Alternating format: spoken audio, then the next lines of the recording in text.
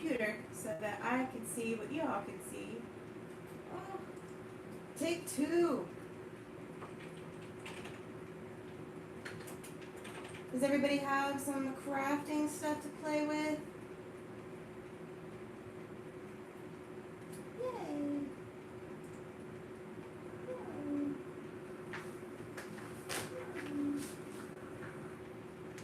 Okay. Now I can see what you guys can see. Cool. Alright, my cat is about to be upset. I'm sorry, baby, I gotta pick you up. I need to sit there. Can I move you to a different place, please? Come on. I know. Thank you for keeping it warm for me. Thank you. Thank you. There you go. Yeah, you get the big chair anyway. It's better. It's better. Okay. So much stuff. How you doing?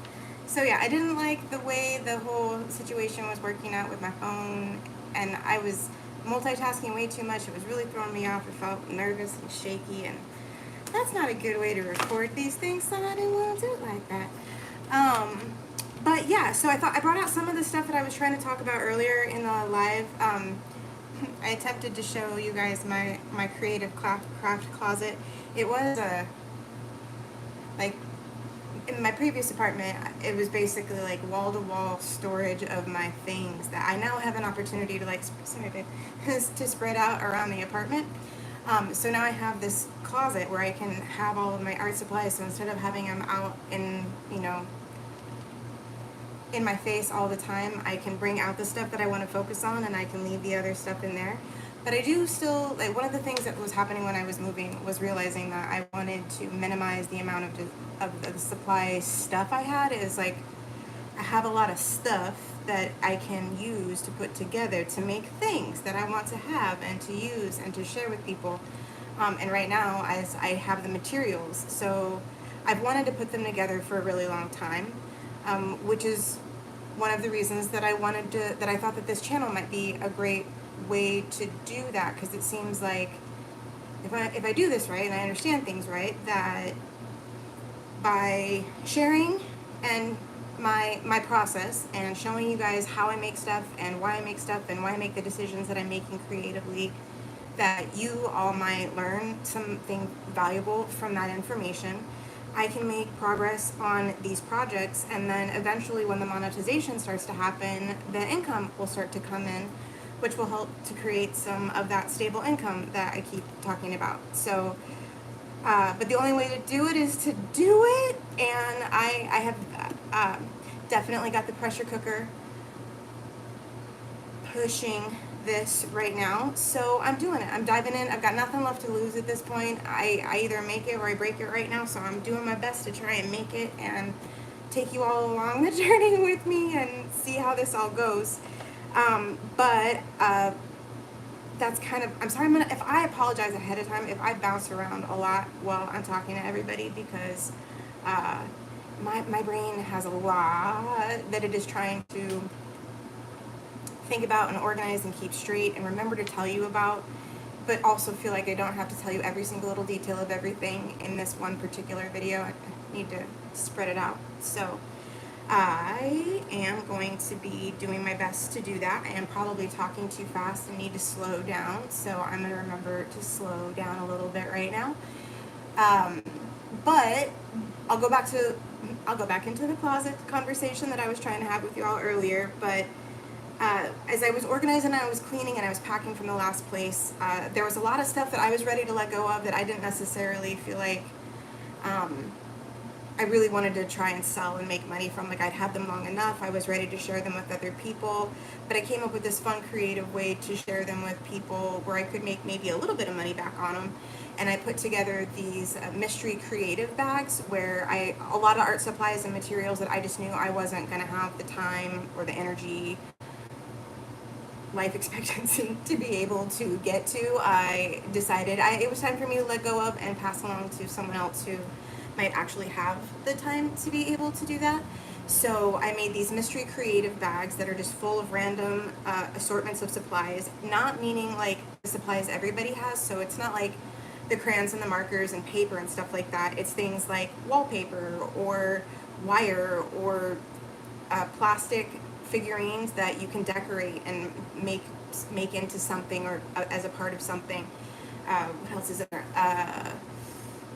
Lots of wallpaper. There's quite a bit of the wallpaper because there were just so many fun pieces of wallpaper I found so inspiring. But my point being is that there's a lot of just different random materials that I came across over time, and something you'll come to know about me as we get to know each other more is that I see value in a lot of different things, especially as art supplies. And if I can see it as a project, or I can see it turn into something else, or I can see it be like a good substrate for me to build from, then I'm going to try and keep it. I'm going to try and do something with it, or at least for a little bit before I just throw it away.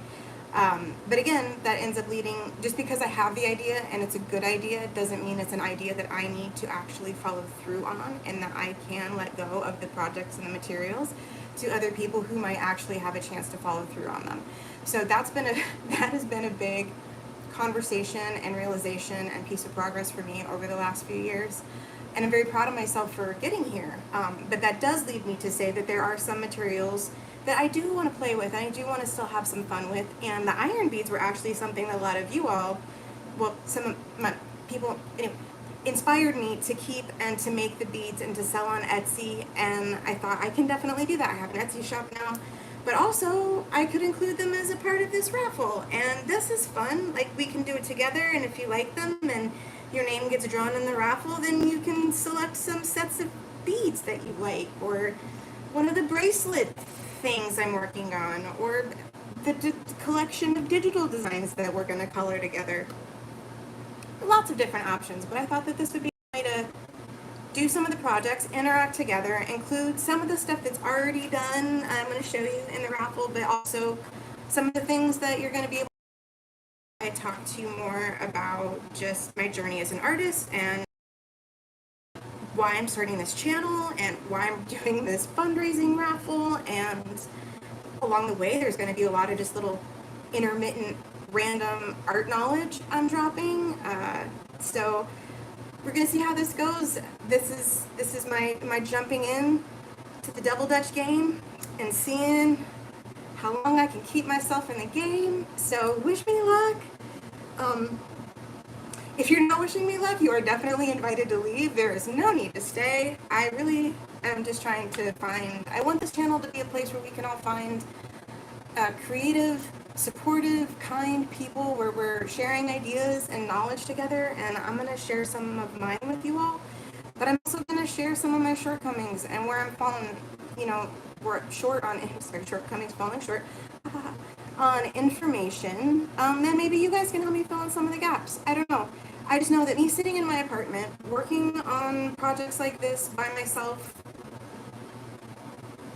in the hope that maybe someday I'll do something with them, that's sad and was very lonely and didn't get me very far. But doing this on YouTube or other platforms, and being live and sharing this journey and this process and these projects with you, and what I'm learning and what I know, that seems so much more positive and optimistic and hopeful and productive. So I'm putting my energy into it, and I'm betting a lot on this, but I am, because I really think it's going to work. This is it. So I just have to make it work. And I know that there's a lot of people who are super confused by what it is that I'm trying to do, and are probably a little bit scared for me, some of them. And I'm a little scared for me too, but that's not what I want. But my hope at the end of all of this is that it's going to be an inspiration to people, like in some aspect, to people who are my age and older, to realize that like this whole digital world is a huge place with a lot of opportunity. And at this stage in our lives, we've got a lot of knowledge to share, and you can't catch up on 40 plus years of experience in doing something. You can't catch up on that quickly. But what I did decide was that you can catch up on figuring out the internet and the digital stuff. And that right there, like the knowledge that we have, the life experience that we have, that's valuable. And we've been investing in it for forever. I'm going to show you what I mean, because there's When I graduated in 2009 from college, the 2008 housing crisis made it so that all of the doors for art stuff were shut. And they didn't open for a long time, and when they did, they were not what they were pre-housing market crash. Before that, there were artists doing murals all over Phoenix, like booked solid for months. It was one of the reasons that I decided that it was a viable decision to continue forward with getting an art degree. We can have a debate about that on a different day.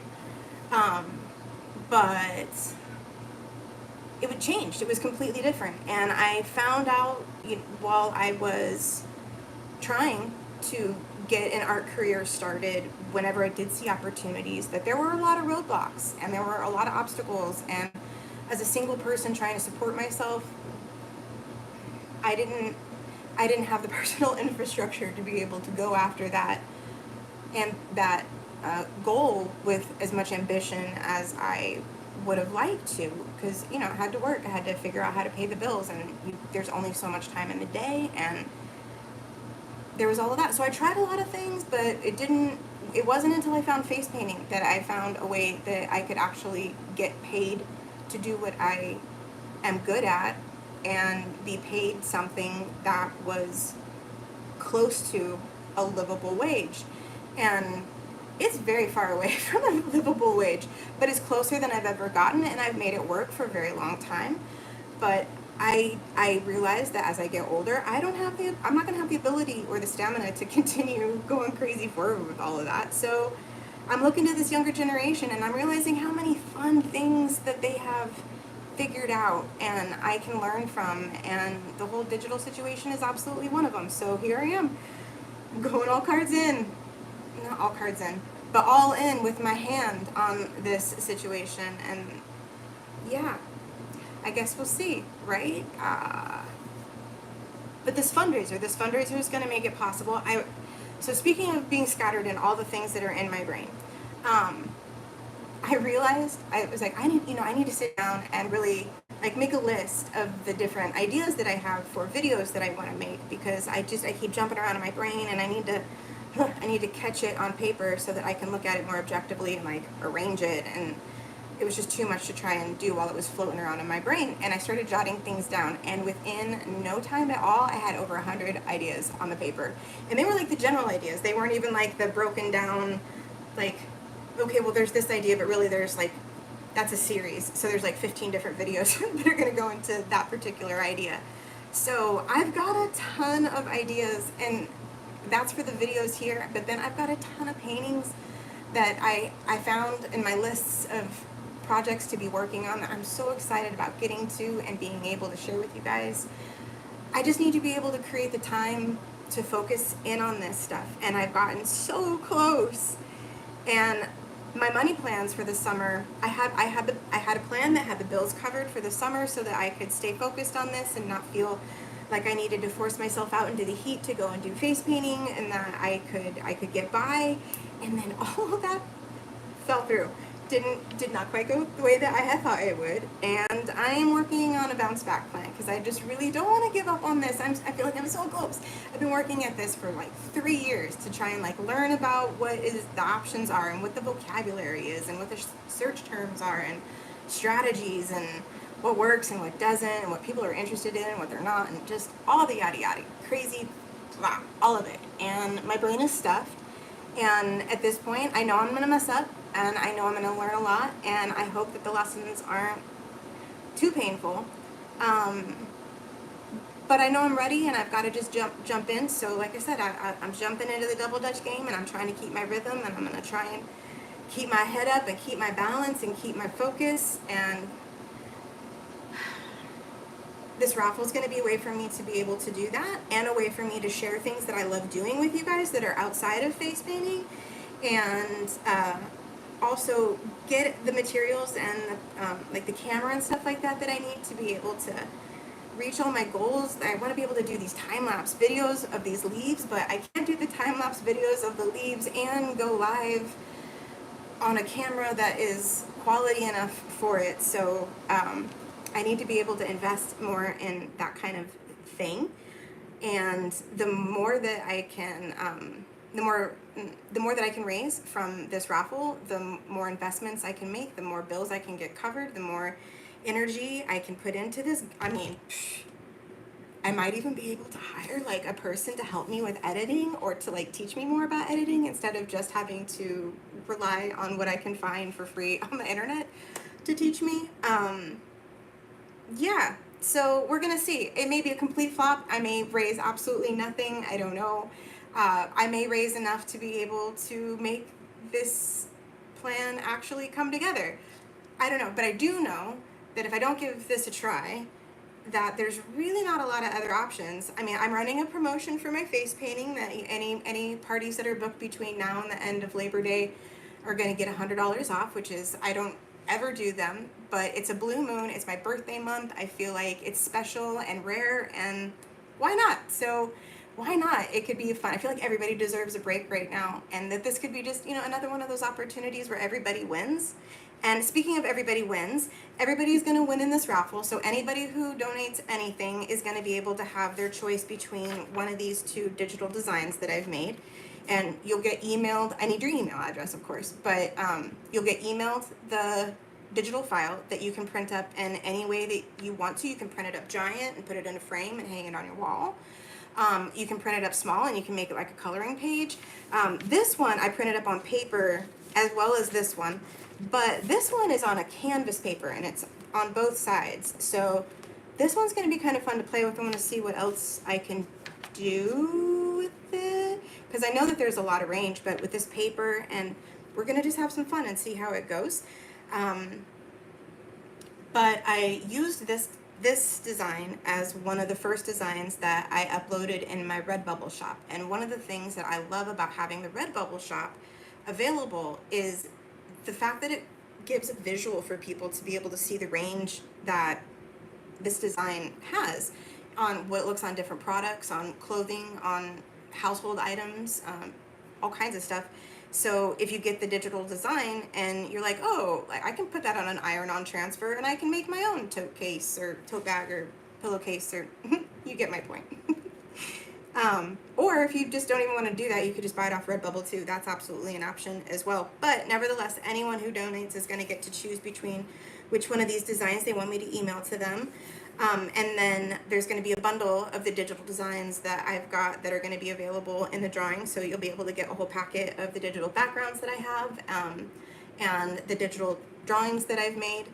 And we're going to see if I can maybe come up. These are the two I have ready to go, but we'll see what happens between now and the end of Labor Day. Of course, my ambitions are giant, so I'm like, I'll see if I have more designs that I can include in the bundle. This is where I have a time blindness. This is an example of time blindness for anyone who is unclear about how that shows up in real life. Anyway, so yeah, this is going to be some of them, and then I've got the little beads that I made, and then I've got more colors that I'm going to put together, so people are going to be able to choose little packets of beads. And then these are some other projects I'm working on. I don't know, they could be inspiration, they could be something that's available in the drawing. These are another thing too, so I don't know, I'm going to have to try and, before I go too far on putting it all together, I kind of wanted to ask everybody what you thought, because I could, if you win these, just send you the band and let you do what you want to do with them, along with some of the little flower beads. Because my idea was to like glue them onto the bracelet background and then have a cute little bracelet. But I was also going to put them on the rolls like this. But maybe you don't want to do that. Maybe you, I don't know. Maybe that would ruin it for you, and you really like it just like this. And if you were to win this in the raffle, you would like it just like this. So that is still something I'm playing with in my brain, but there are 4 different bracelets. This is one that still needs to be put together. This is an example of one that I did already years ago, that, again, I love too much to like get rid of, but I don't know that it necessarily goes with my wardrobe all the time at this stage in my life. Maybe it does, maybe it doesn't, I don't know, but it's included in the raffle. So this is an example of one that's all done and like painted on the inside. I've been toying with the idea that instead of painting these, that I would like cover the inside with maybe a fabric So I've got a lot of fabric scraps, and I thought that that could be a cute look and make it like a little fun secret surprise. Again, an idea. This one is a band that I think needs a little TLC. We can talk more about that later. And this is another one that isn't put together. It's just rubber banded around the roll like this so that it keeps its shape. So those are things that will be included in the raffle. Now I'm nervous about putting all these back in here the right way. Gently. All right, there we go. Let's see. Oh, then, so here's some other stuff. I have headbands. I don't know that I'm gonna go crazy and show you all of them. But look, this is a whole entire bag of floral headbands that I've made. I love them. I am only one person, and they're not all for me. I loved making them, but they're not all my colors or go with outfits or things that I wear. But I would love for them to find people who that would be true for. And there's a lot of holidays that are coming up where floral headbands and things along those lines are really popular and appropriate. So those will be things that will be included in the raffle. Oh, and then this is an example of one of the Halloween masks. Well, I mean, I don't know, fun masks, whatever you want it to be masks, but it's this actually really high quality mask. And then I did the flowers on top because there's a stage in every fall. Dia de los Muertos becomes a huge part of a face painter's life. So it just seemed kind of natural to put the two together at some point. Take it as you want it, but I have it, and it's adorable, and it can be included in the raffle, and maybe it would be perfect for what it is that you're putting together for an outfit this fall. I'm gonna leave it up to you guys. I don't know. Then, oh, these other things. So, sorry, my ottoman is making noise.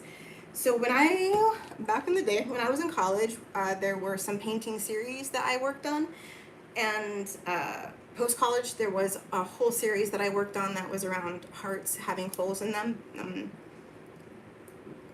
We can talk more about that another time, but it doesn't take away from the fact that a lot of my art that people don't know about because it's not a part of the face painting, but is why this is so appropriate, is hearts with holes in them. So this is one that I've held on to for a while. Can you see it? I don't know.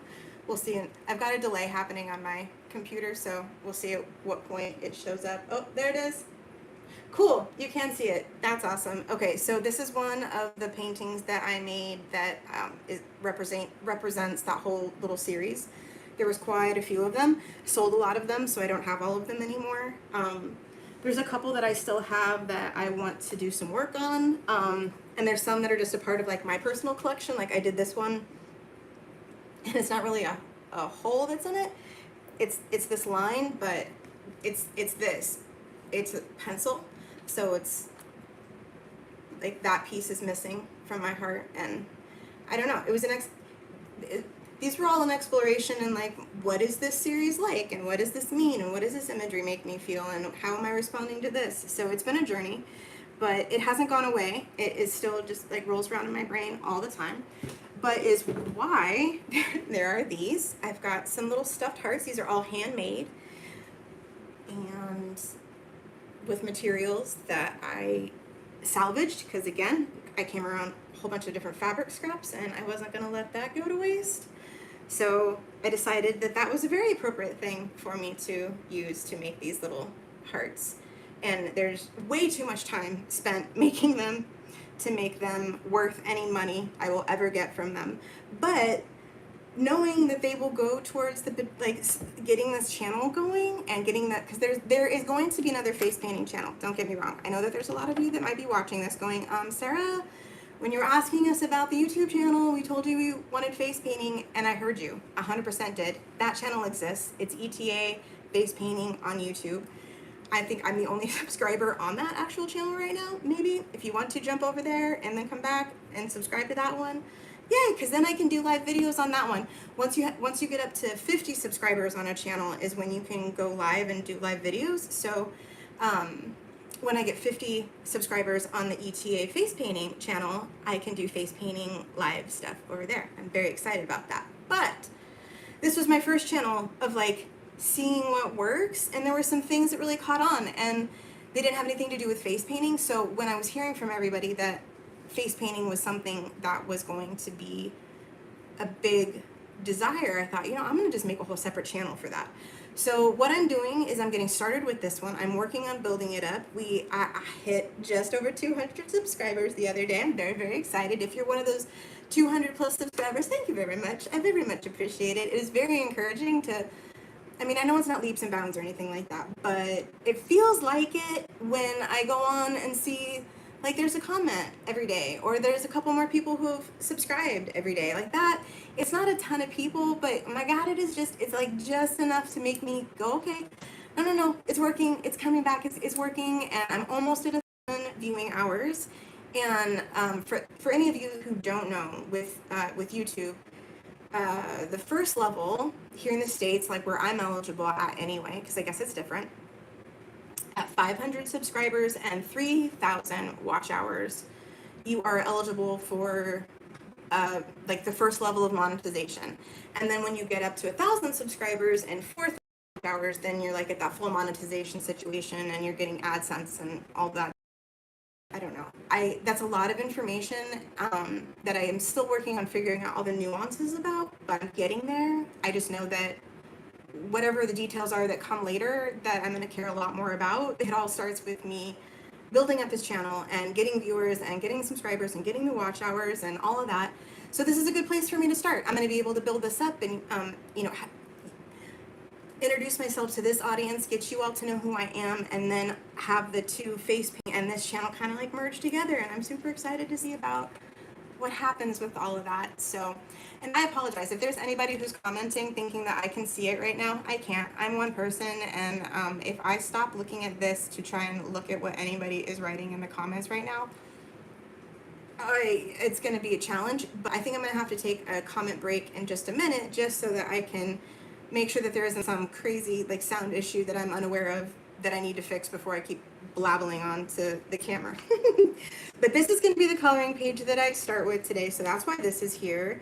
I thought I'd put some iron bead things together. I have some ideas we can talk about, but the other thing I wanted to show you before I get too carried away with all of that is the other little paintings. So some of these canvases are canvases that I did and I'm done with. Maybe you would like to add to. This is one of those. Maybe you love it. I don't know. Maybe you love it. It is, and you just, there it is. But then I've got some of these little guys. Again, if you love it, you could keep it, you could frame it, you could add to it. But then I've got some of the heart pieces, because again, I only have a certain amount of wall space and just space in general in my life. So I'm keeping my favorites from some of these series, but then there's others that I just don't have room for. So but then there's others like these that I want to share with people and maybe, I don't know, remake or, I don't know. These are all working things. But again, things that I want to include in the raffle. This one I think is done, but isn't it? I just think it's adorable. It's just adorable. And this one's fun. This one I like a lot, but I also feel like it could be taken up a notch. So I'm not sure if I'll do that during this whole like raffle live crafting situation I'm gonna have going on, or if it'll be included in the raffle and somebody else will want to take on the project and have them see what they can do with it. I love that. I love that kind of collaborative stuff. I really, really like that. One of the artists that I follow, 1000, he's got a couple of things going on with that we're going to talk more about later. But yeah, he's got collaborative ideas. I love collaborative stuff. This is hard to see a little bit, but it's a heart that I made out of some modeling paste, and it got a crack in it, and I actually ended up liking that a lot more. But then I like hit it with the sequins, so it's like this, like a secret broken heart. I don't know. I think it's adorable. It's like this, the most meaningful and smallest painting I've ever made, and like nobody knows about it. Now you do though. Now you do. But it's gonna be in the raffle because it's adorable. But I feel like it's adorable for somebody else. Like I feel like there's somebody out there that's gonna be like their piece. So maybe it's you. I don't know. I also have this fun little butterfly guy. This also I feel like could be embellished and kicked up a notch, as well as this one. It was a whole thing I was doing. This was a part of a big series I was working on when I was in college, where I was playing around with like overlapping like painting things, like squares, shapes, and having kind of like, you know, the frames that have a bunch of different things on them, but instead of having it be frames, having it be different paintings that were all a part of a bigger painting. It was an idea. There was some success to it. There was a lot of learning, but overall, not something that I ended up really running with as far as like a series to continue moving forward with or invest a lot of time in. But it really, it was kind of an offshoot. I have this underlying curiosity and attempt to,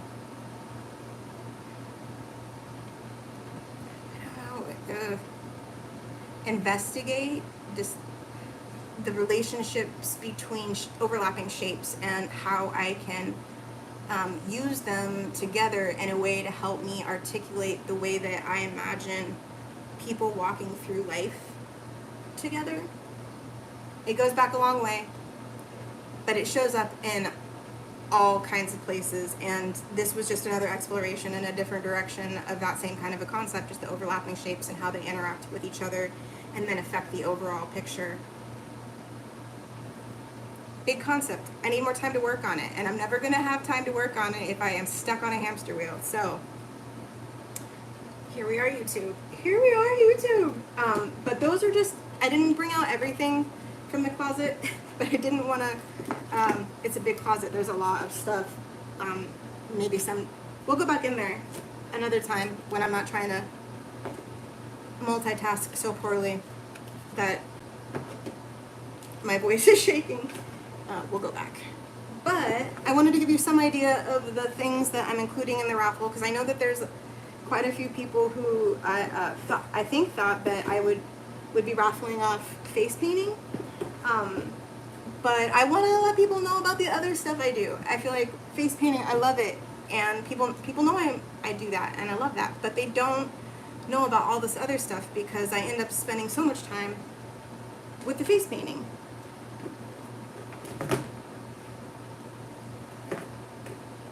So I don't want to stop that. I love that, but I want to grow from that. I want to be able to do more than that, and I feel like this is an opportunity for me to try that in a real way that might actually allow me to do this and support myself. So here we are. So these are the things. I'm going to take a quick little break while I make some room for myself to walk and I look at the comment section, but that's also going to be a good time to see, do you want to color first or should we do iron beads again? Let me know in the comments what you think. I'm also going to drink some water because your girl's dehydrated. All right, let's see what's up over here. Are there any comments? Is anyone watching? What's happening? One watching. That's cool. Hi, one watching. Oh, I love it. 205 subscribers. We got another one today, friends. That's cool. All right, water time.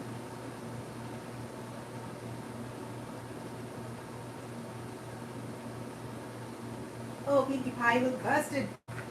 My girl, she needs some spa time. Poor girl.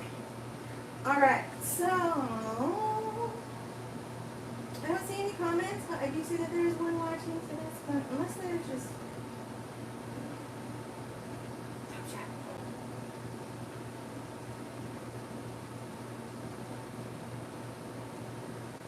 let's see. Oh, hey, look, I found a chat. I can see you in that jacket. In a jacket. And I see you in a jacket. Hi. Hi, Megan. That's fun. Yay, chat. Okay. I don't want to hide the chat. I want to see the chat. I see you in the jacket. It's hot. I'm not wearing a jacket. You can see me in a jacket in the winter time. And if you don't like the arms, that's not my problem. Huh. Aw. My cat is all bundled up. He's so cute. Well, not bundled up. He's all curled up. That's the right word. Curled up on the couch. I would show you, but you know what? I can take a picture of it. I'll post it in the community thing later. Oh, community tab. Cool.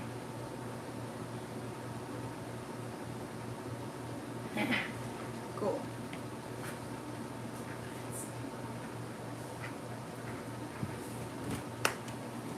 Alright, Pinkie Pie. Pinkie Pie is going to need some spa time. That's going to be one of the projects that we work on over the next few days. Pinkie Pie is not a part of the raffle. That's my girl. That's my girl. But she does come with me to a lot of events. She's often with me at the farmer's market, and kids do love Pinkie Pie. They run across the field and oftentimes are very confuse their parents quite a bit, because the child is saying, Mom, there's a pony! Mom, there's a pony! And the parents are like, there's not a pony. We're at a farmer's market, but there's not a pony. Until the child like runs towards the pony, and then they go, oh, there is a pony. And we all giggle because there is a pony. And the kid tries to pick up the pony. It's adorable. It's one of my favorite things. But they have the same joy in their heart that I did the first time that I saw Pinkie Pie, which is how I know we're going to be friends. And, you know, it always kicks things off in the right way. So, yeah, I love it. But I've been looking at this and thinking about this, and I want to color this. I'm going to jump to the perler beads in a minute, but I want to do something kind of out of the box for this particular drawing design. Ooh, and you know what? I think I'm going to turn on my other light. Oh, here's what I turn on another light.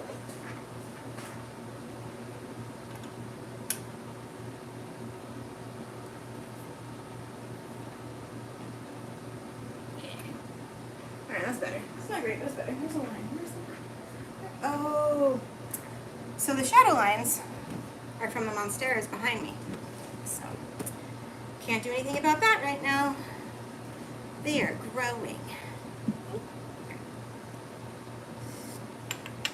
But, okay, back to this. So, for the other coloring page that I designed is this one.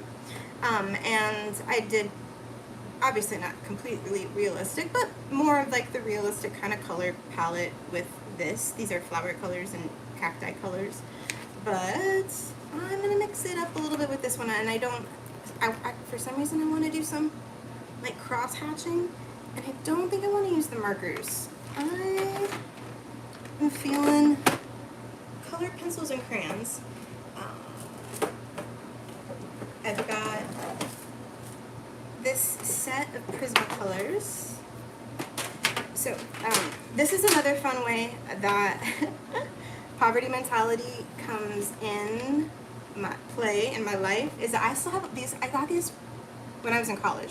Some of the pencils obviously I've replaced because I've used them a lot and I needed to replace the colors, but I got this set back in college and I use it so sparingly that I still have it, and that's ridiculous. It's ridiculous. I want to be able to use art supplies without feeling like I'm wasting them, or that I will go to need that supply for a project I'm working on and I won't have it, and I won't have the money to be able to go and buy what I need. Like, that's just, I gotta working on changing that whole mindset so that I can use the things, because what ends up happening is that they like expire, they go bad before I ever even get a chance to actually use them. And that's what I mean. It's ridiculous to try and wait for using these, but I was, and I'm not going to do that anymore. I'm not going to let myself do it anymore. So I want to use the colored pencils and the crayons. And the crayons, I actually, I'll back up and say something real quick. So these are Prismacolor. I love them because they're soft and they're buttery and they blend really nicely, but they are waxy, so there's a certain amount of resistance that comes when you put them down and you want to layer on top of them. So you got to think about that before you get too carried away. Like, if I was going to use these are waxy enough that if I put watercolor over the top of them, it'll color a little bit, but it's also going to bead up a little bit. There's going to be some of it that just isn't going to saturate where you want it to, which you can use to your advantage, but you just need to know that the order in which you put the supplies down definitely makes a difference in the way that it looks at the end, which is why coloring on pages like this is so great, because you can play around and you can learn that kind of stuff, so that when you go to the drawing or the painting that you're really investing a lot of time and sincerity into, that you know exactly what's going to happen when you use the materials in the order that you use them in.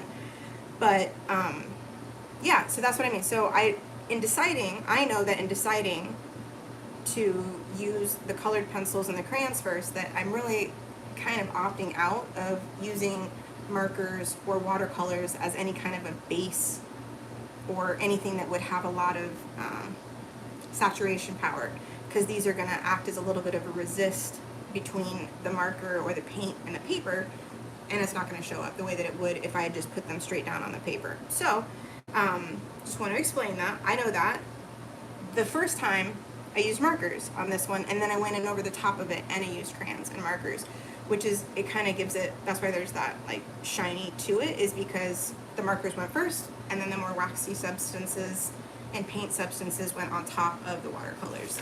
I went back in with a little bit of marker, but all that does is really just kind of act as like a glaze or a tint. It doesn't really saturate in the same way. So again, all things that are good but different and important to keep in mind when you're choosing the order of your materials that you're going to put down. So that's a long story.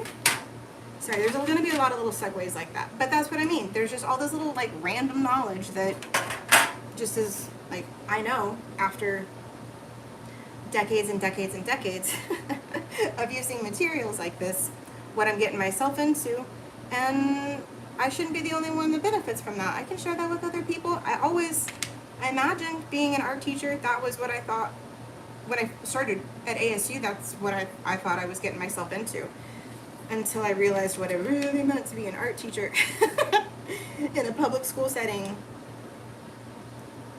And I decided it was not going to be my journey. Nope. But, so these are Prismacolors that I have already, that I've had since college. These are not though, these are much more recent, and these are Inktense pencils, which are super fun. They are not waxy, but they're also not like a watercolor pencil that I've used either. They're like really, really saturated colored pencils without wax.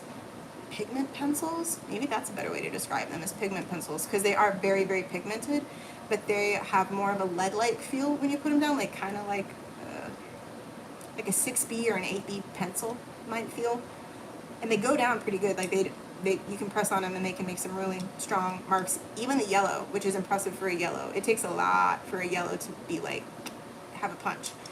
But I have yellow and blue and red, because when you're on a budget and you can't get a set that has all the fancy colors that you want, and you can only afford 3, these are good 3. I would also say that really like magenta and like a teal cyan blue kind of a color, those are also excellent choices. Those 5 would actually be like probably my favorite suggestion. And then like a black and the white if you had, so if you can get, if you can afford, what was that, that's about 7 pencils, black, white, red, yellow, blue, and a magenta and a cyan that's like a turquoise teal color. You can basically mix together just about anything else that you need. It takes a while to figure that out and how it all works, but again, on a coloring page is an excellent way to explore that.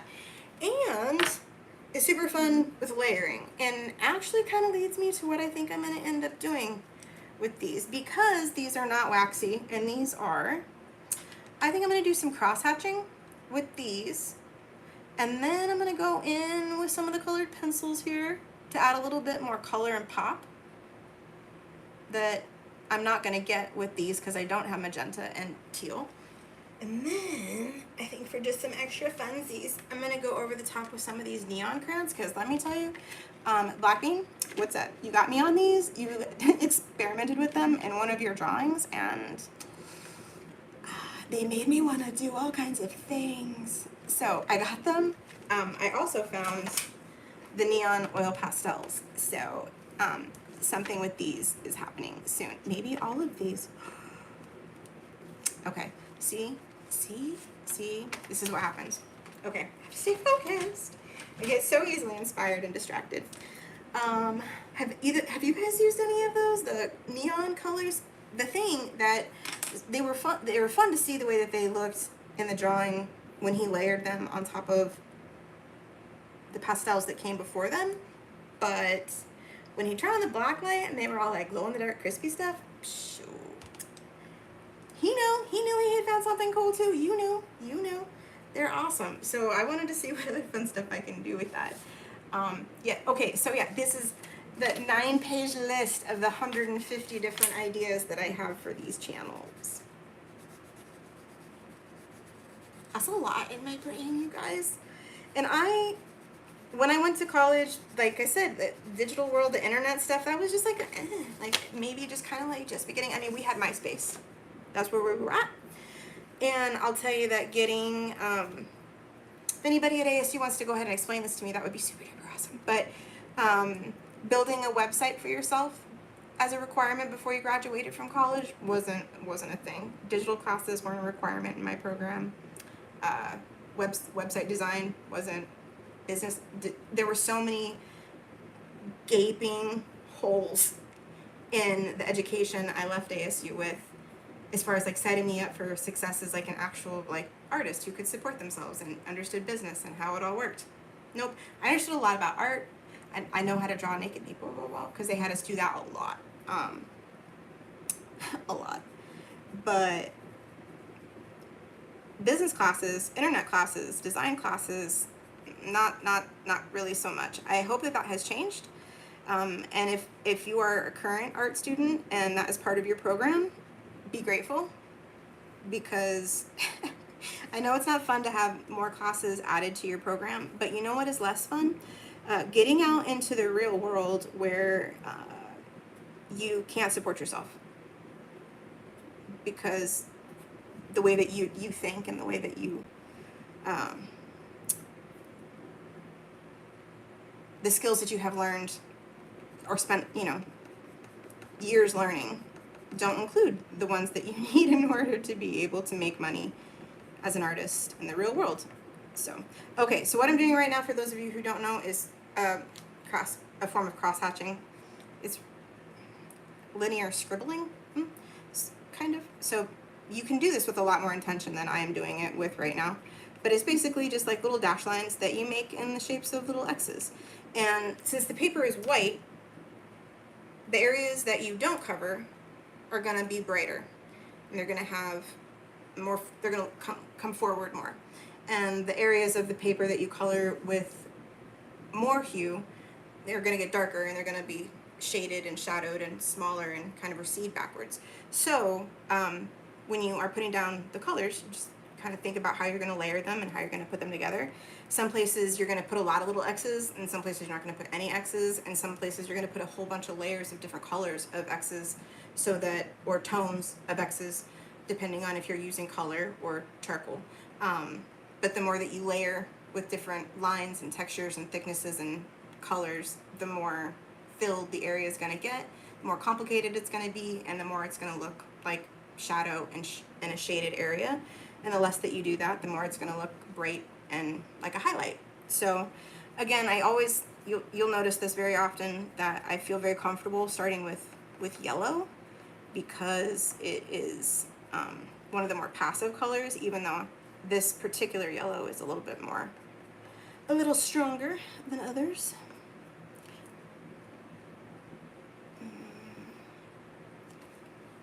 Let's see.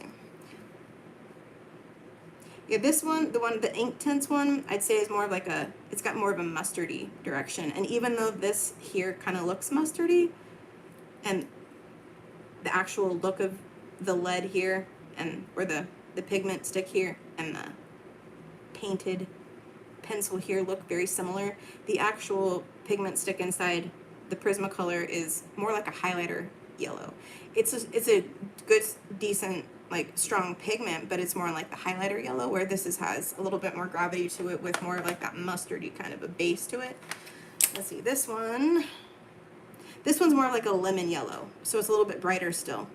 So, and then putting these on is going to make it a lot like a highlight, and is also going to help to resist any of the other more strong colors that I would put on the top of it. So I don't want to let myself get too carried away putting this stronger, more mustard yellow color all over the place. So, which is one of the reasons I had to stop and start talking about it, because sometimes it can be very easy to just get into the rhythm of the gesture and forget, like, oh shoot, like I didn't mean to take it that far. My bad. I was just having fun putting down yellow. It can be a little hypnotic sometimes. It's important. That's why it's important to like check in with yourself while you are creating these things. Like step back a little bit, especially before you go into a place where there's a whole lot of detail. Ugh, I can't even. You learn the hard way, and I learned the hard way a few times about doing like especially a portrait of a person and putting things where you think they're gonna go. Again, I told you there's a lot of people painting and drawing in college, but at 17 thoughts all go through my head at the same time. Where was I? Dang it, and I don't know that anybody can help me remember where I was.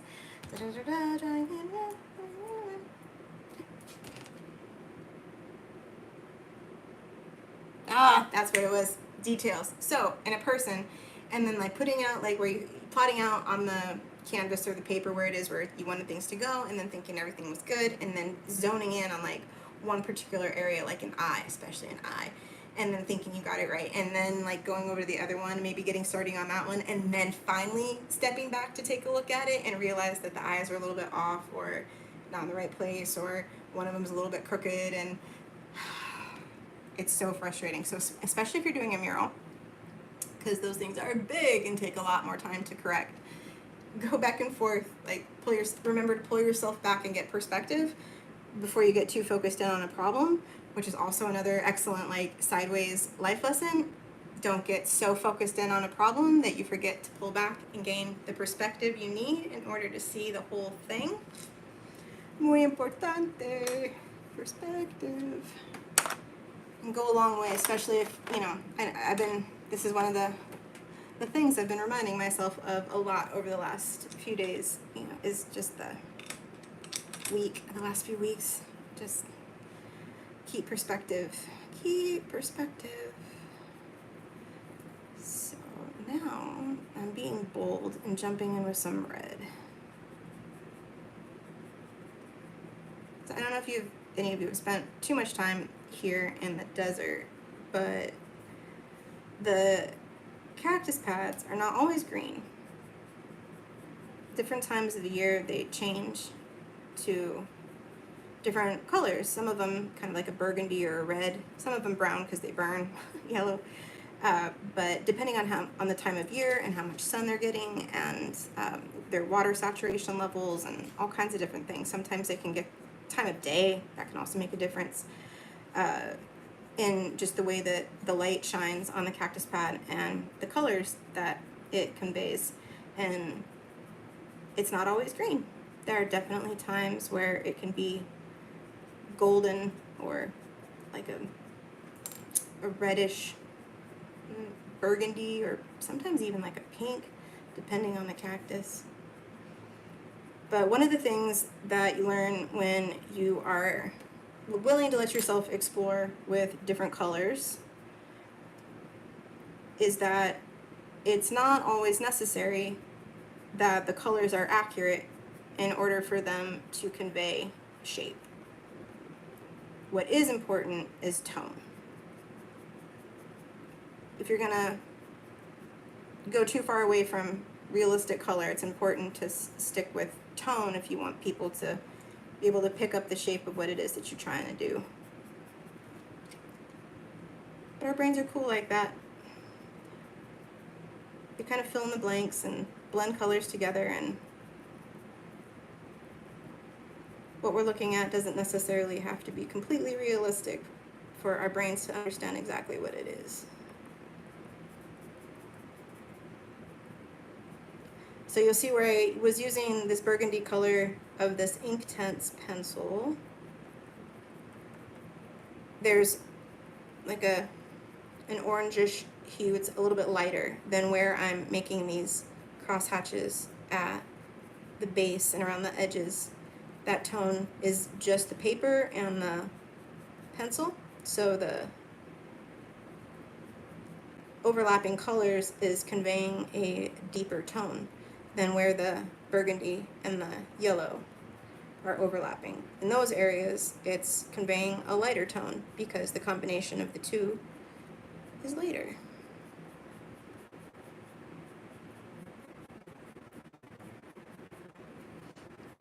One of the options with this is just to leave the pencil marks and the cross hatches. Some people really like to see that evidence of the piece, like the creation of the piece, like the steps that went into it. They like to see the marks. It helps them to understand and appreciate what it is that they're looking at. Because they're like, oh man, they did that all with cross hatching? Dang, that's pretty dope.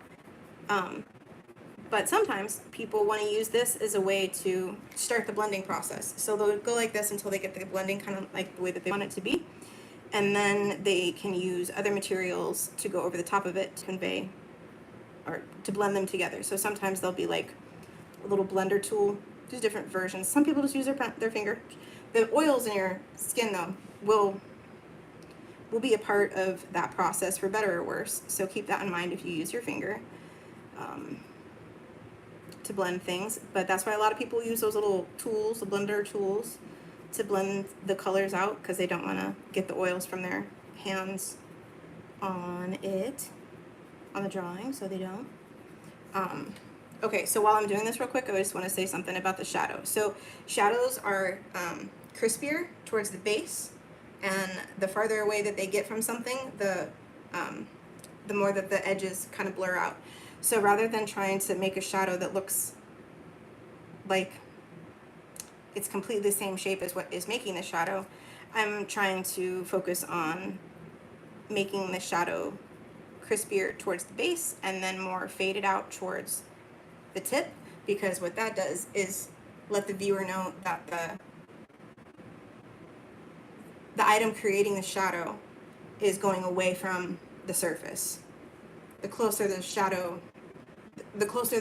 is to what the shadow is being cast by, the closer it looks. So I don't know, I guess maybe this is a good way to, I don't know if you see these, but you see like the ruler right here is making a shadow on the wall and it's like blur around the edges.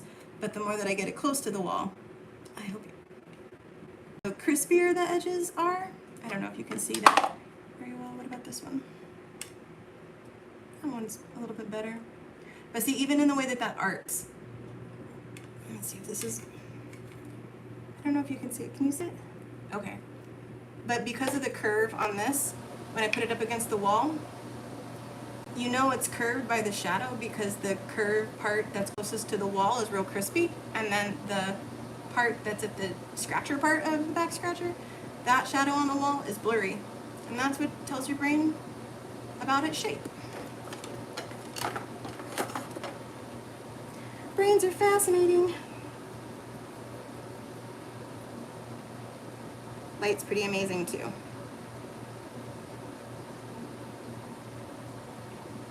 Shadows. Okay.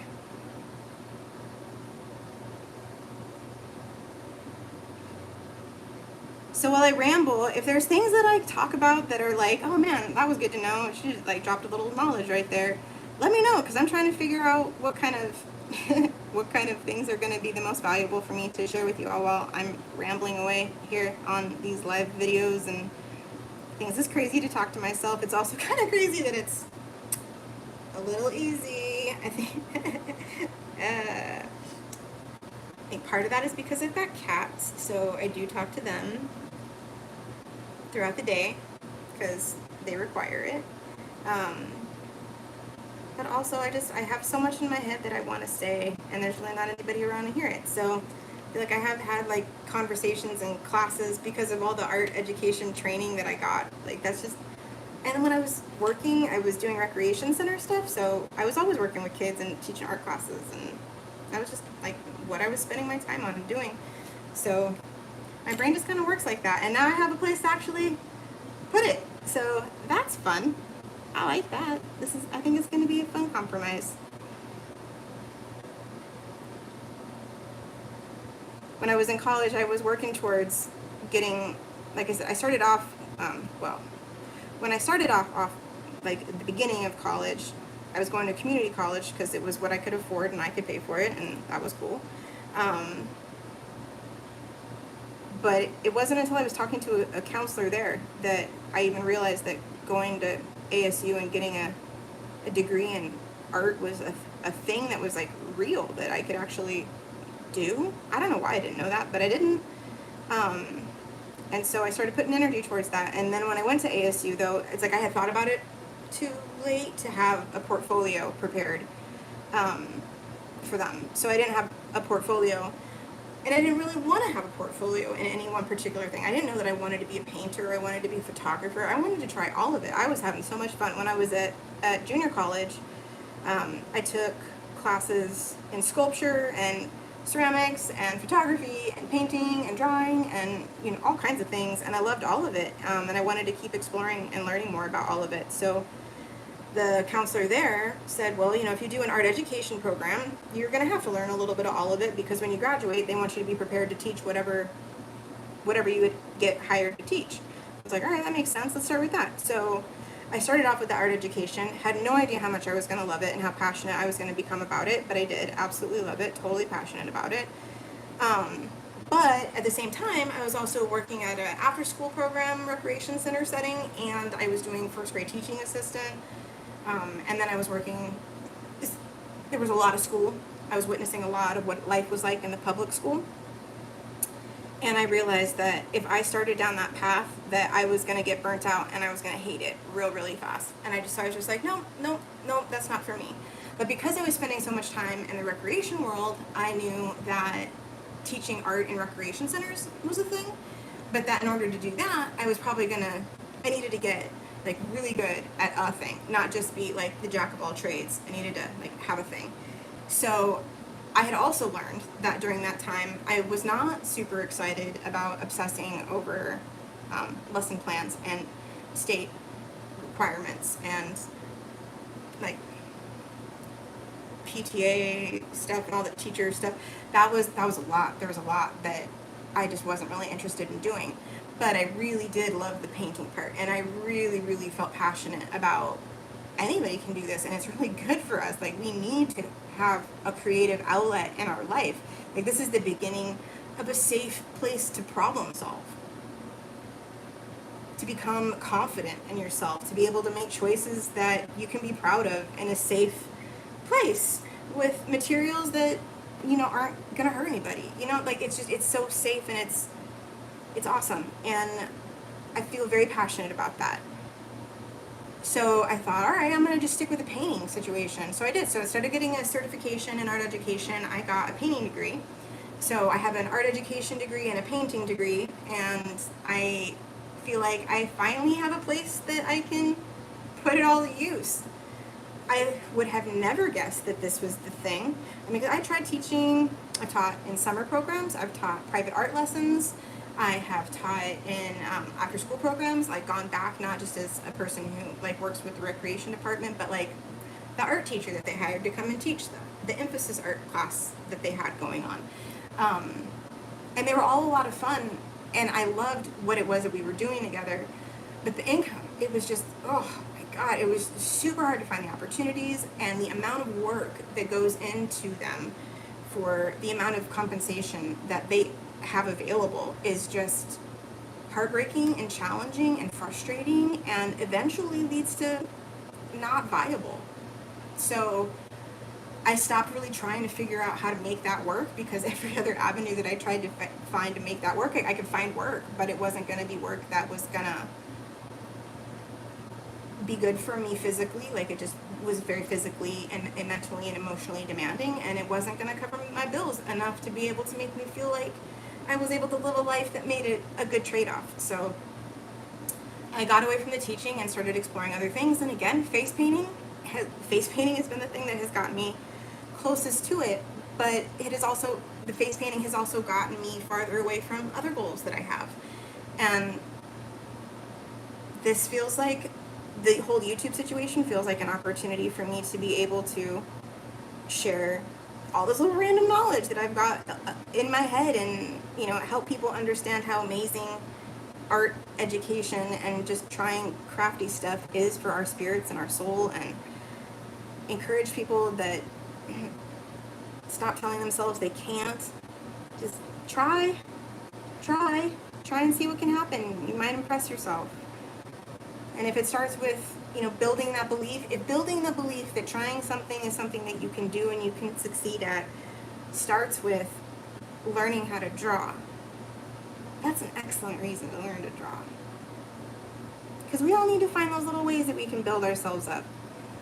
I speak from personal experience in the way that, like, you have to be able to be your biggest cheerleader. And of course, we all want more cheerleaders, and I'm eternally grateful for the other cheerleaders that I've got on my team.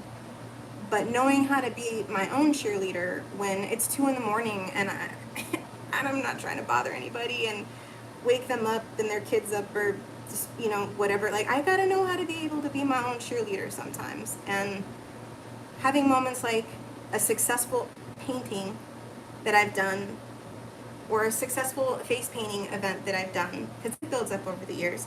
Having those experiences and those moments are things that help to build my confidence in the idea that I can try other things, like building a YouTube channel by myself without without much internet or digital experience. Oh my God. There's parts of me I still can't believe I'm doing this.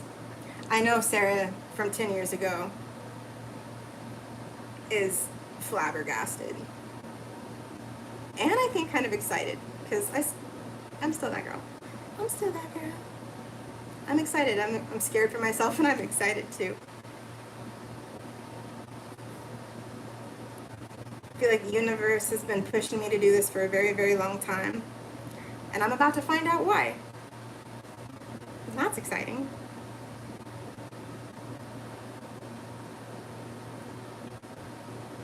So yeah, so I'm way too excited about all of this stuff to try and take my focus off of it. So, for better or worse, I'm taking a gamble on me and I'm going for it, and I'm hosting this raffle, and I've got that discount offer for my face painting services over the course of the next couple weeks, and hopefully that's going to be enough to help me raise the funds that I need to meet all my financial and business goals this summer. I'm giving it a shot. But that's why. So this is why I'm doing this. This is why I'm here. This is why I'm doing these little weird live things. This is why I'm coloring this coloring page, because I want you to show it. I made something cool. I learned how to do a thing, and I'm really, really proud of myself. This digital design right here, it represents so much more than I have even alluded to. Because I promise you, like, I've been, I'm the daughter of a boomer who was, a construction worker, and, very proud of doing things by hand. That's our family is, I made it with these 2 hands kind of energy.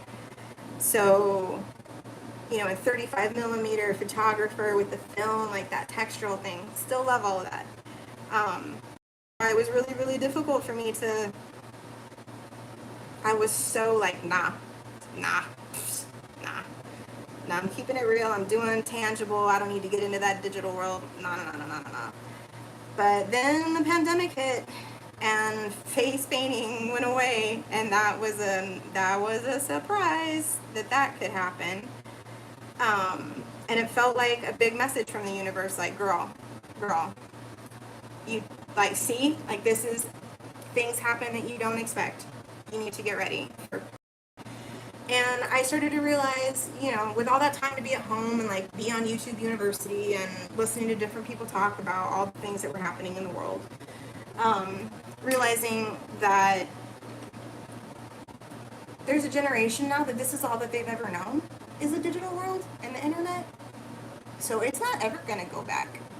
They don't know any different, and they're the ones teaching their kids. It's not ever going back. It's only going to be more and more.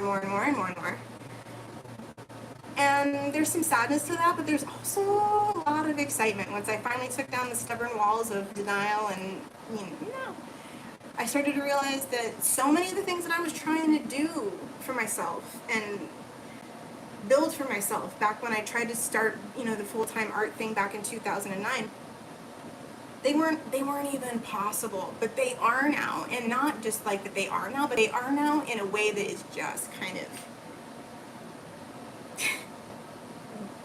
easy in comparison. Like thinking about what I had to do to try and promote myself in 2009 versus what is available to do now is mind blowing. And learning about it has been overwhelming and frustrating and difficult and humiliating and inspiring and exciting and invigorating and hopeful. It's been a big range of things. And I know that I want people my age and older, I want anyone who's ever owned a boombox in their entire life to know that we're getting to a place now where we're like, okay, well we've done a lot now. We've done a lot, but we also have a lot more to do, a lot more life to live. And do I want to keep doing the same thing going forward, or am I ready to mix it up a little bit? And I know that there's a lot of people who are ready to mix it up a little bit. And I know that there are a lot of people who wanted to do something and then life happened and that changed. You know, there's this like little gauntlet that we all have to survive between 18 and 25. Like our system in America is set up for it, where there are a million different ways to trip and get yourself just off track between 20 and 25. But if you can get through 20 to 25 and stay pretty well on track, you can do some of the big things that you really wanted to give yourself the chance to do. But sometimes things happen and we have to make new plans. We have to pivot. We have to come up with a whole different plan. And that's okay. That's life. That's the way it goes. That's our journey. That's the way it's all unfolding. And while you all have been hanging out with kids and learning how to be parents and sitting in the car drop-off line, all of that stuff, I've been over here trying to figure out how to be a adult person who now I realize has ADHD, trying to be a successful business owner and do what I know I am supposed to be doing with my time here. You know, creating art, making art, sharing art, helping other people. This is what I'm supposed to be doing, so I'm doing it now. But I've been fighting for a way to try and find that, and I think I might have just found it with this whole thing, and I think I've put enough of the pieces together that I really, there's all these reasons that I want it to work for me, but I want it to work for them too, because I know that there are a few people who are like, man, Sarah is, she's trying too hard to do some stuff. This girl just needs to get her 9-to-5 job and keep her head out of the clouds. And bless you. I get it. I understand. But that's exactly why I want this to work so bad, is because I want to show everybody that there's a whole bunch of opportunities that didn't exist for us when we were in our 20s that do now. And we have such a huge skill set that we can share with people if we can just like get over our whole hesitancy to share on the Instagram and the TikTok and the internet and just in the world to share. Because I know we grew up with the nobody cares about that. Keep that to yourself. Nobody cares what you ate for dinner last night. You're not new. You're not special. We grew up with that verbiage. And maybe, whatever. But you know what? The kids who we were making fun of when we were saying stuff like that, they're on the Food Network now. They have recipe books. They have houses that they have paid for and vacations that they go on because they are foodies and had articles that they did a thing we were making fun of, and their lives have been successful. Not all of them, obviously, because people are people and not everybody succeeds at what it is that they try to do. But when you find the right thing and you put the effort towards it, it seems to work out. And I want our generation to know that and to go after that and chase those dreams that you didn't have time or energy or the finances to chase when we were younger. Fucking go for that shit. Sorry, go for that though. Because these kids are like, nope, I want to do work that's valuable for people. I want to do work that, helps the world. I want to make the world a better place. Yeah, it'd be great if I could make some money, but the thing is that's extra, extra awesome is from the way that I am looking at it. They have figured out a way to do what they love and make the world a better place. And then the money just kind of seems to come from sponsorships or from partnerships or from collaborations or from whatever, because they have built this community around what it is that they are passionate about doing, and the community grows. And that is just so cool and so inspirational, and I'm so proud of them. And I want to remind all of us that are older is that we taught them stuff. Like, we taught them how to be funny.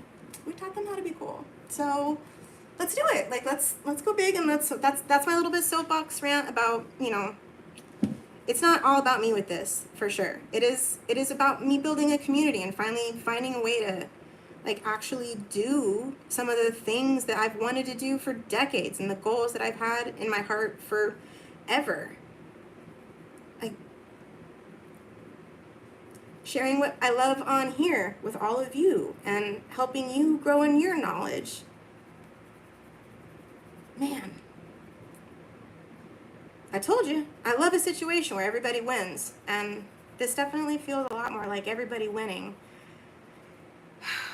than working a soul-sucking corporate job that just wants to chew me up and spit me out.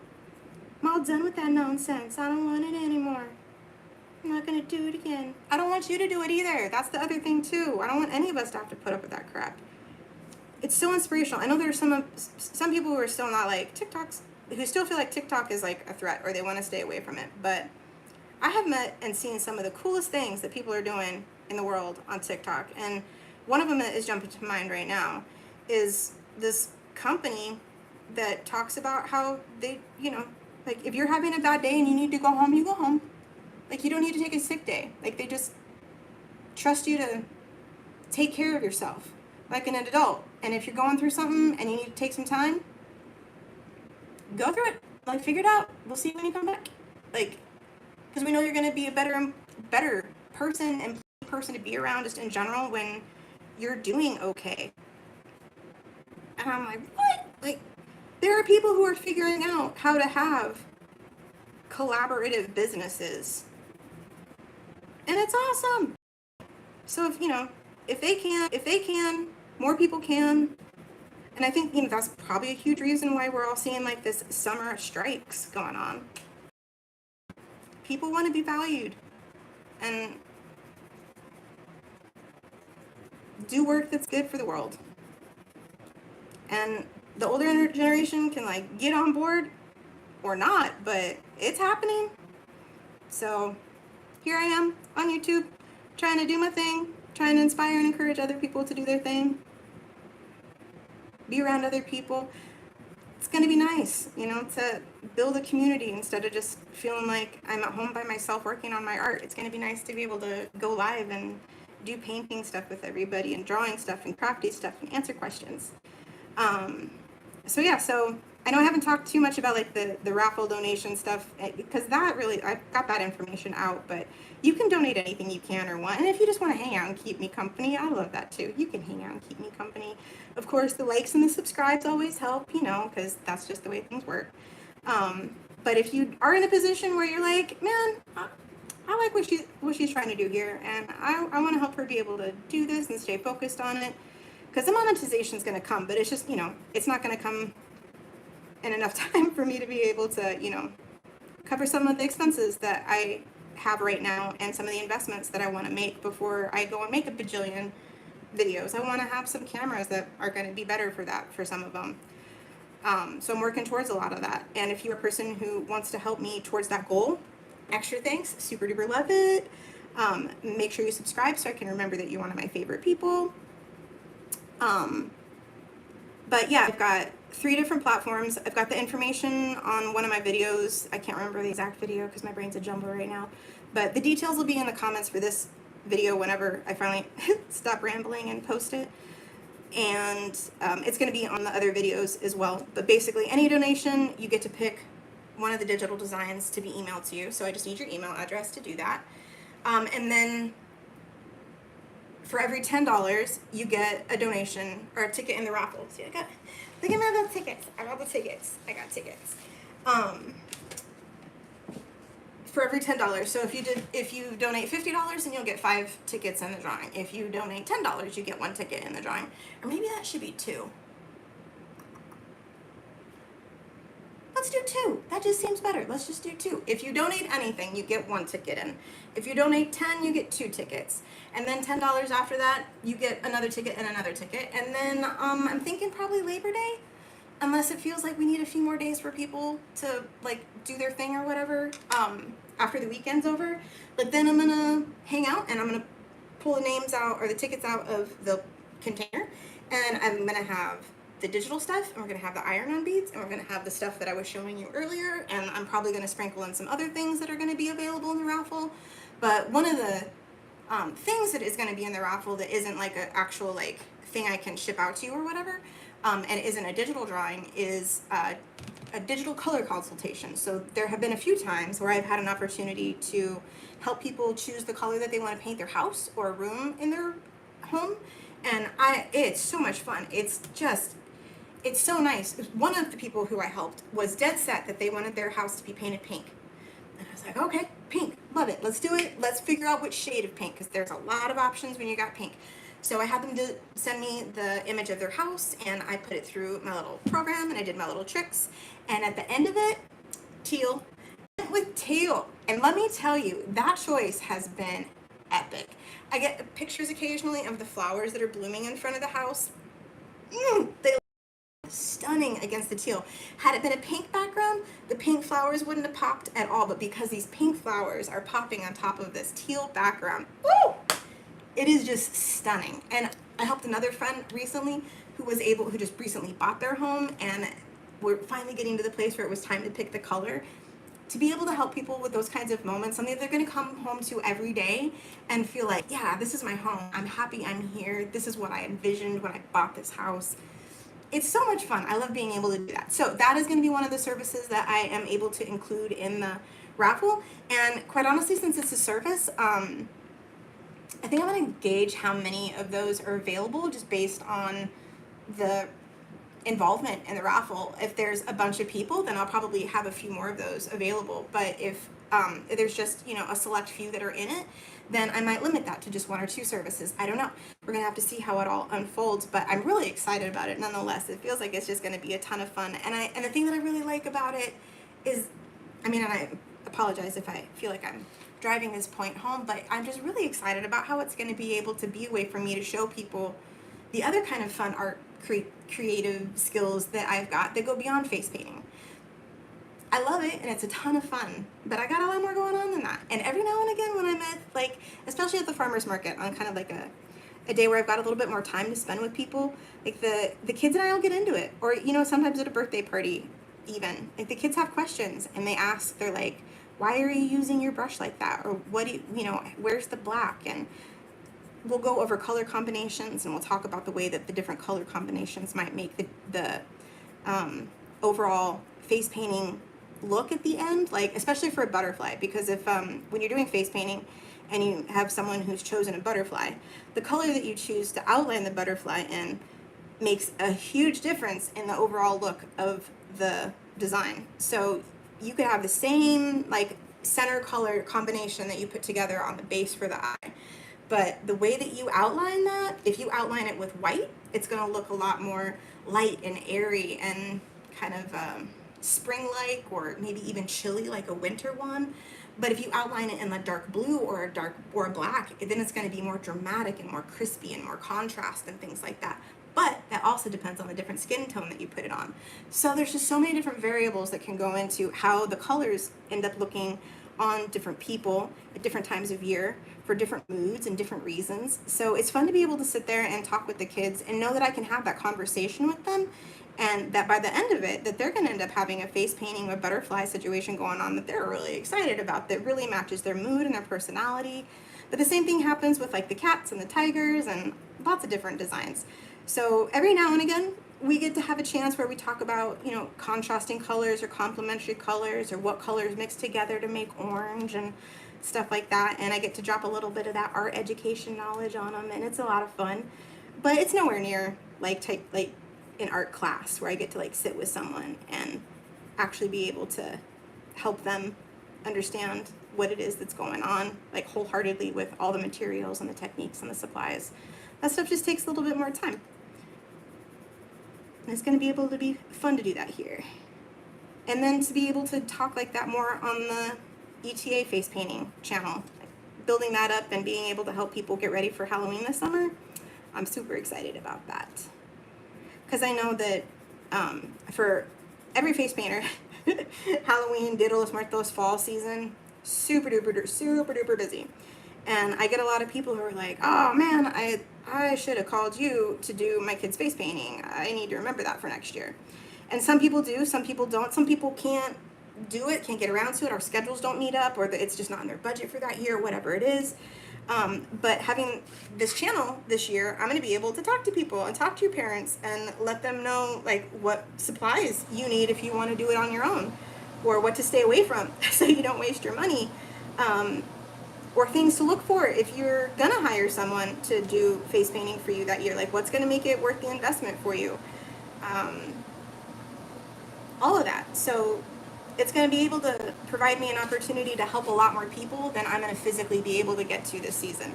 So that's exciting. And I know that there's a lot of face painters who have a lot of pages and Instagram and things like that with tutorials on different designs. So I'm going to tell you a lot more about them, because as much as I want to think I'm going to be able to like bust out a whole bunch of designs for you guys to check out between now and Halloween, again, finite time and time blindness are real in my life, and I need to acknowledge them both.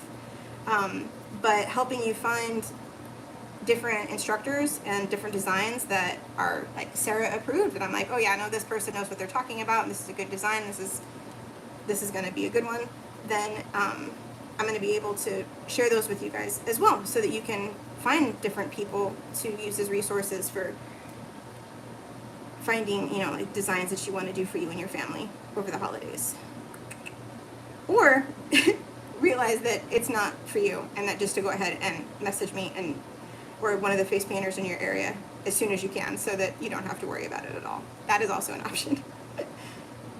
I will say, just pro tip for face painting over fall holiday seasons, especially if you were in the Phoenix, California kind of an area, especially Phoenix area though, fall and Dia de los Muertos and Halloween sneak up on everybody, because it goes from being 9 million degrees to, oh my god, it's fall, like in a week, and it catches a lot of people off guard.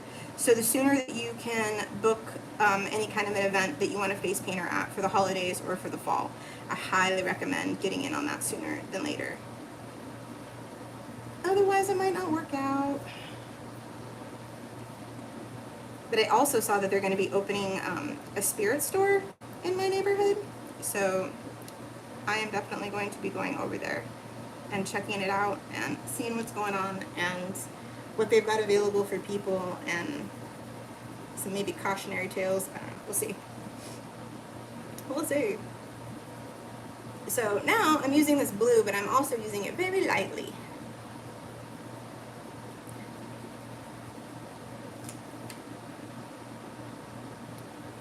I feel like the camera might be moving around a pretty significant amount. If that is annoying, please let me know. I'm gonna look on my comments and see if anybody's saying anything.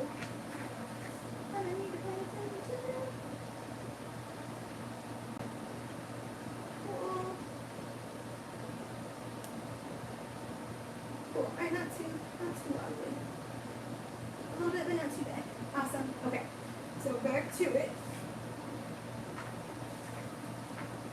That's fine. So I feel like it's important to say I am not being like super duper meticulous about the way that I am making these lines, especially now. It's hard for me to maintain that whole like level of focused detail on making lines. Think of it like even when I'm writing, like at the beginning of me writing a handwritten letter or like a journal entry, like my letters are all intentional, and by the end it's like I have trouble even reading it when I go back sometimes. Like, just kind of get over it. But again, this is the blue on the ink tints, and I'm just going over it really, really, really lightly. Just kind of tickling the top of the paper, because if I press really hard with this particular pencil, I know it's going to leave like a really strong mark. And at this particular point in the area, I'm not trying to do that. I'm just trying to kind of visually mix together a little bit of this yellow and the white of the paper, so that the cactus pad looks more complex and interesting than it would just on its own with one color. And that's one of the things I'll say about coloring just in general. Like, I feel like when I was first starting out coloring and I was young, it was, you know, very like one color in one place. And then, you know, later when I started exploring different things and also like felt like I had enough materials to be exploratory, or enough knowledge about different materials to start being exploratory without feeling like I was wasting them. Layering them, like, I got more confident with my color blending skills, and then layering them got to be a lot more fun. And I realized when I did that they were a lot more interesting than just using one color on a page or a particular portion of the coloring page. It's nice to layer them.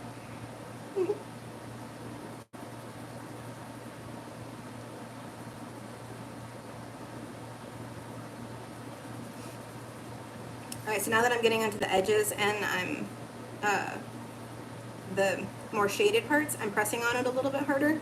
And one of the things that I'll say, that I want to say about this as well, is that understanding what happens to the tip of your pencil as you're coloring is something that you can use in your favor. So when you have a freshly sharpened pencil and it's nice and crisp and pointy, using that on the areas that are teeny and tiny is going to be the good time for you to be able to get in there. So starting with your freshly sharpened pencil on the tiny spots, and then as you use it and you kind of go over and you build your way to darker, you have now kind of softened and taken away the sharpness of your pencil. And if you are cautious and do that in kind of like a repetitive pattern, rather, I'm going to go back and say this differently. Okay. When you have a freshly sharp pencil, as you use it, if you rotate it as you use it, it will help to keep the tip of the pencil continuously sharp. If you use the pencil in one way and you don't twist it and you keep it going and you just kind of, it'll end up flattening out the tip a little bit more, which makes it so that you now have a wider tip to the end of your pencil. So you can use that in the areas where you want to cover a wider stroke. Like, instead of having a teeny tiny little tip that you're trying to use to fill a wider area, now you have a wider area of your pencil that you can use to fill in the wider parts or the areas that you want to darken a little bit more, because they're going to darken more evenly instead of look like a sharp pencil scratching the paper in a way that made it dark. So I hope that was an okay way to explain it. It was in my brain. I hope it worked out. But yeah, now I'm trying to find my, alright, there's my little edge. But, yeah, wait, no. There it is. There it is. Okay, so I have like a little flat spot that I had earned on my pencil, and I want to use that in the areas that I'm trying to shade in now, because I want them to be more of like a blended brush stroke versus a pointy scratch of a pencil. And again, keeping it in that same angle helps to continue to keep that from getting wider. Or, no, helps it continue to grow and like stay wide. And the other thing that that does is it also leaves it so that the other side, like if you flip over the pencil now, it does still have a sharp side to it. So if you need to actually go back and then touch up any areas that are spots that are small or that you want to do a fine tip area to, you just flip your pencil over and it's a little bit like a chisel tip that way. Yeah, so to summarize, start off with a freshly sharpened pencil, and it's got a very sharp point that goes well in tiny areas or places that you want to make very obvious pencil scratch lines. And then over time, if you use the pencil at the same angle, it's going to widen the tip out and make it so that your pencil is making broader strokes. And eventually making it like a chisel tip, so that you can use the pencil one side as wide and the other side as thin.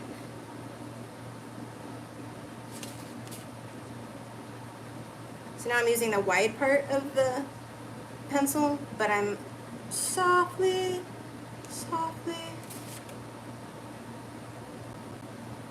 not nearly as hard as I was towards the bottom of the cactus pad. But for continuity and blending, I want to use that pencil up here too. And then, yeah.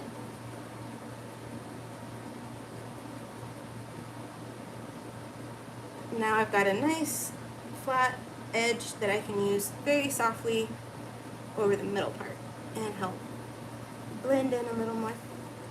Blend, blend, blend.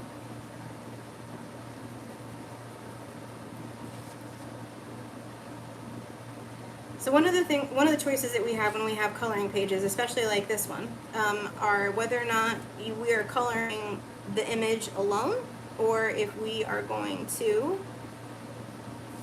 create a background for it. And I am not going to create a background for it to, like, right now. I might later, but what I want to do right now is I'm going to finish blending this in with the blue. And then I think I'm going to switch over to some colored pencils. But what I would love for anybody to do who's following along with me is tell me in the comments what kind of a background, or should I not do a background? What do you think? I could do a background of more landscaping, or I could do a background that's just colors and textures and fun stuff, or I could leave it alone completely and just maybe do some more to emphasize the heart and make it extra interesting. But let me know what you think. So, and then after I am done coloring this bad boy today, I'm gonna work on some of the iron bead stuff. I have this idea to do coasters because I did the bracelet stuff. It was super duper fun. I haven't decided whether or not I'm gonna put all this together yet or not, but I want to make some more sets of flowers with this, and then I thought I would use this to make some coasters because I thought that that would be like fun and useful and colorful and different, and if I make them in a way that I like them, then other people will probably like them, and then if they don't, maybe I'll use them. I don't know, but I've got that big square, and then I've got a smaller square here, but it doesn't, I don't know, is it really, it's kind of good. This is what I drink out of all the time. These are my cups. I try to drink out of like regular adult cups all the time, but I always go back to this, always. It's made me think that I need to start painting them because I really like them. And if I like them this much, I feel like other people would, but it's just like a weird thing to think that they could be like cups, but I like them. Anyway, that'll be another conversation for another day. But yeah, I want to make some coasters and I want to do some fun other iron bead stuff because it's been just sitting on my table for like 3 days staring at me, maybe a week. It's been longer. They've been sitting here staring at me for a while. So I want to play with them and have some fun. But I wanted to show you guys this coloring page and how cool it is. Because I'm so proud of it. Like this was the first thing really that all like came together for me as far as the digital design. Is I had to like first like get over myself and actually decide that I was going to go ahead and learn how to do some sort of digital art. And then I had to invest in the tool to be able to do the digital art. And so I've got an iPad, which is this that I'm recording on right now. Probably one of the best investments I've ever made in my life, especially at the time. And because I was during the pandemic and I was able to focus on, I had the time to learn, so I taught myself a lot about, there's an app called Procreate that a lot of artists, especially on YouTube, use, and there's a lot of good reasons why, because it's very, very helpful. It has its limitations that you kind of figure out over time, but it's very, very helpful, especially if it's something that you're going to start with. It's very, very user-friendly for a beginner, and I needed that. So I was able to start, knocking on the door of what was possible with digital art in my hands with Procreate when the pandemic was going on. And like I said, it took a lot of learning vocabulary and search terms and the buttons. Oh my God, the buttons. I feel like so much of the digital world and be successful in it is like playing a big giant game of memory. You know, like which icon has the file that you need and which button does the thing that you need it to do. And when I make the stuff with my hands, I know all that. And when that's where the frustration comes in, because I'm like, oh, if I could just do it with my hands, I'd be able to do it and it could be done. But no, I gotta know what I want to do in my brain, and I gotta figure out the words that I need to tell it, and I need to figure out the button that does the things that do and it's a lot of trying to figure out how to make the computer do what I know I can do with my hands. But when you are able to do that, instead of having just one painting, you have a digital product that you can recreate in a bajillion different ways. And the time saving on that and the possibility and the range that comes in with that is just worth it. So yeah, so I spent a lot of time on YouTube University and teaching myself and learning stuff and figuring stuff out and trying things and burning myself out and then getting re-excited and doing it all again over and over and over and over and over again for the last couple years. And it led to this. It led to me making this. And then I figured out how to vectorize it, because that's a thing you have to do if you want to adjust sizing on printing. So I figured out that whole situation, which was a whole situation that had to get figured out. And it felt like a roadblock because I had like gotten so far. And then I was like, but when I try and blow these up, it looks all blocky and pixelated. And it's like, well, yes, because it's not vectorized.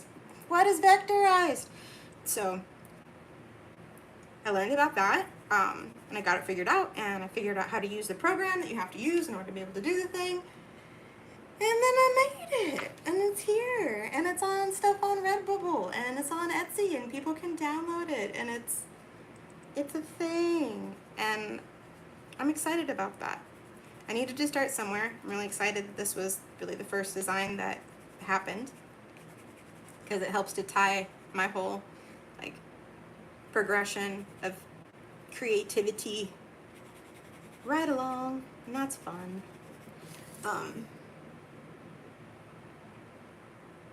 Yeah, I'm excited to see where it all goes. I've got so many things I want to do and try, and I want to share all the stuff that I'm learning with you guys and all the hope and possibility that I see in all of this. Ugh. This eraser has like melted too. Gross. Gross. Erasers melt, y'all. They do. They're gooey until they melt. Or they're great until they melt and they're gooey. Bleh. But yeah. And like, so like, yeah. So now I also, like, so now I know how to do this stuff. I've got the Redbubble shop, Printify shop, Etsy shop going, but I also just moved into this new apartment that you're going to hear me talk about repeatedly. But like, if I really like wanted to, if I was pressed for it, like I could design my own shower curtain and then sell it, or I could design my own bed sheets or comforter or rug or yoga mat. I can design anything that I want to for myself now and like make it unique and cute for me, or unique and cute for you, and then keep it up for other people to be able to buy if they really like it and they could have it too. It's super fun and exciting to think about all that and all the things that I can make for people now. And I'm just trying to let people know that, you know, I'm not just a one-trick pony. I got a lot going on, and I look forward to where this is all going to take us. So now I'm using a little bit more of this yellow because I can see some spots that I want to blend the blue together a little bit more.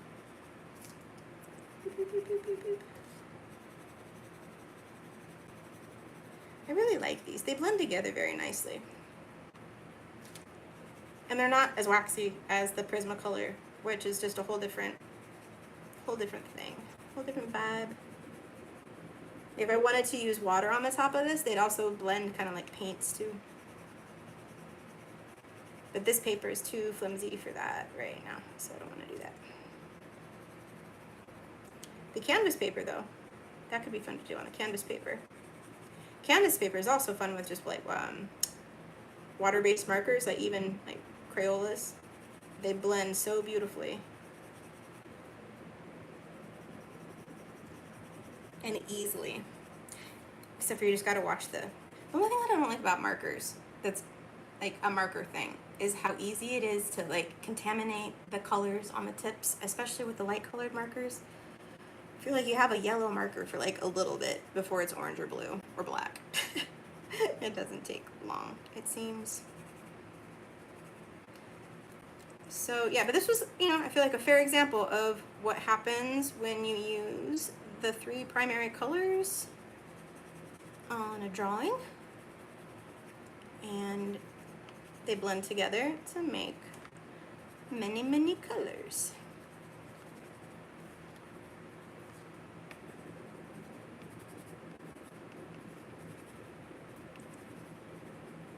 Yeah, and now I'm not even doing lines, now it's just like meh.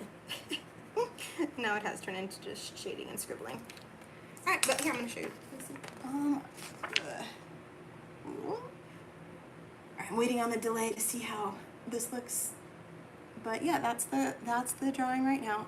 All I did on the thorns was some yellow, so there's not any white.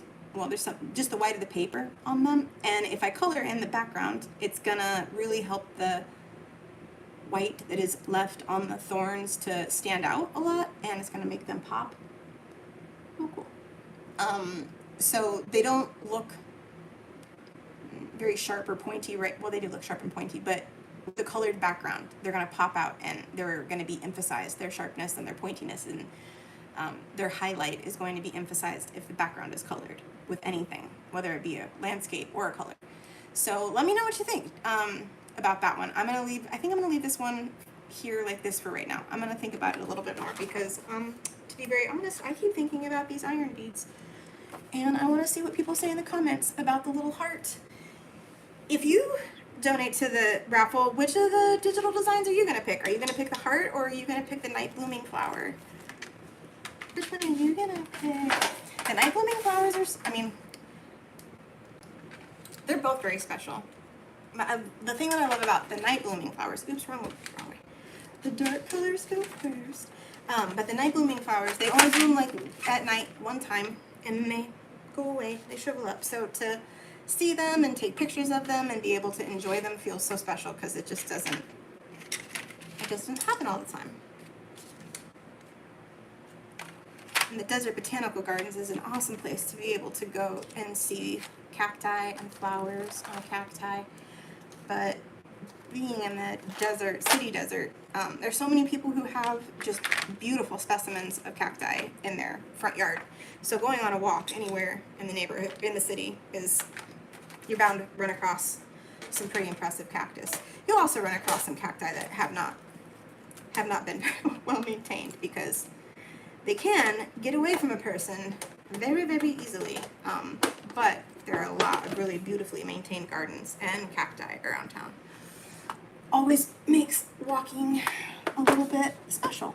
So yeah, so yeah, I think I'm gonna probably pause here. I'm gonna take a little bit of a break. I'm gonna refill my water. I'm gonna transition into doing the iron beads, but I'm gonna be back on in just a few minutes. Let people catch up to part 3 of Sarah's attempt to go live on YouTube today. And thank you so much for being here or watching this on the replay, whatever it is. It was excellent to have your company, and I look forward to having more of it. Yeah, it's gonna be a good time. Hopefully I'll see you for part 2. Let's do this more often. I'm gonna just keep it going, see how it goes. So, see you soon. Oh, there I am on it now. Oh yeah, and check the community tabs. I'm gonna post some updates there too. All right, bye friends.